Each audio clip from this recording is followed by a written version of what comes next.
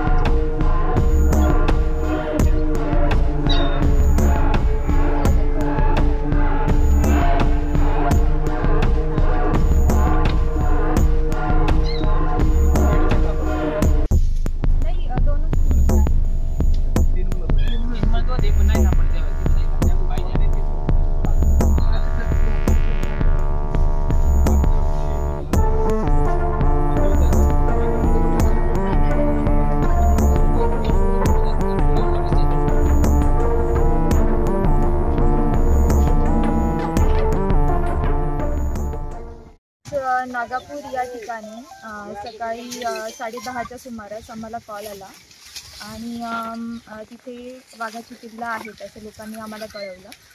स्पॉटवरती ज्यावेळेला फॉरेस्टचे लोक, rescue team members हे गेले त्यावेळेला असं कळालं की ती पिल्लं जी बिबट्याची सांगितली गेली ती बिबट्याची नसून वाघाटी या प्राण्याची आहे। वाघाटी हे रानमांजर आहे एक प्रकारचं, ज्याची ओळख त्याच्या डोळ्यांची जी ठेवण आहे, डोळ्यांच्या आजूबाजूला जी वर्तुळं आहेत पांढऱ्या रंगाची त्याच्यावरून केली जाते।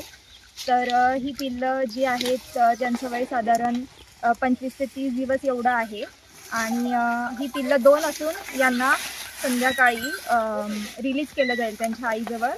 त्याच्यासाठी ट्रॅप कॅमेरे लावले जातील आणि त्याद्वारे त्या पिल्लांवरती नजर ठेवून आईकडे त्यांना सुपूर्द केलं जाईल। न्यूज रिपोर्टर समीर गोरडे, आज 24 तास, आंबेगाव।